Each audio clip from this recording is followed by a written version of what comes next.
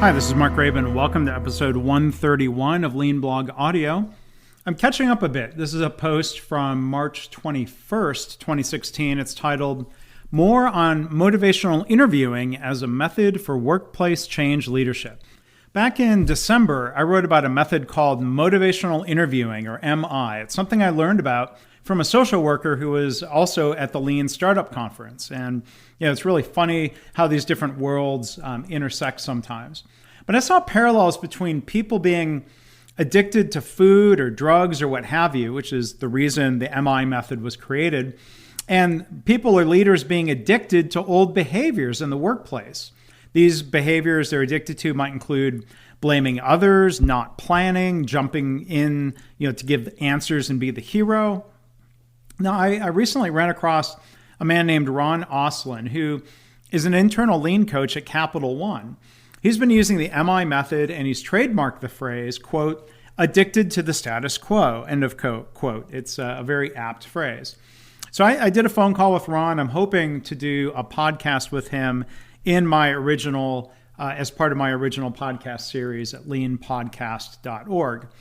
Now, if you go to the post for this episode, leanblog.org/audio 131, you'll see a link to a video webinar that Ron gave that's a great overview of the MI approach. And he's got a website. He also has an article that was published in the AME publication Target, which was titled Addiction to the Status Quo. And again, you can read that at leanblog.org/audio 131. So from the core text, I've been revisiting the core text book that I read on motivational interviewing, the book by Miller and Rolnick. If you think in terms of the ADKAR change model, it's ADKAR, I have awareness of the method, the A in ADKAR, desire to use it, the D, and a bit of knowledge, the K. What I don't have yet is ability and reinforcement, which would come through the practice of these MI methods in the workplace, not in a clinical setting, providing counseling to patients. Now, I've been going through my Kindle book and the highlights, and I've shared a few of them here in this post.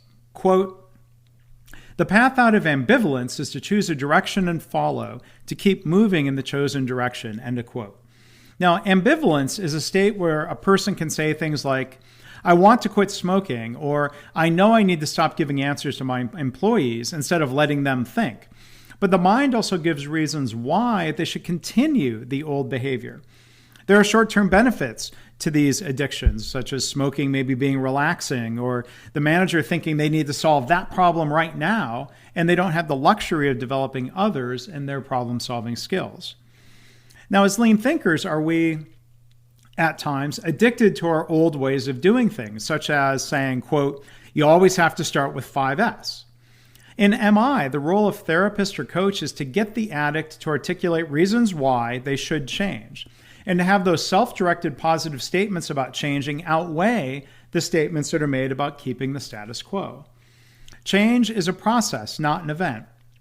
And Ron summarizes the MI process well in a PDF that I've linked to in the post. In MI, you don't tell people to change, and you don't tell them why they should change or how they will change. You're trying to be supportive and evoke such language and commitment to change from the person who is deciding to change. As Ron Oslin summarizes, quote, 5 key communication skills used throughout MI are asking open questions, affirming, reflecting, summarizing, and providing information and advice with permission. Some of that would be very familiar to a lean thinker or somebody who has learned to coach in a lean way.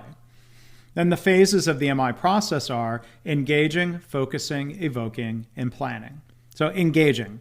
As I've learned in my practice of lean, relationships matter. That may seem obvious, but it's true in MI or as a lean transformation facilitator. You can't just jump into giving recommendations, and maybe you shouldn't give answers or advice in most settings or wait until the time is right.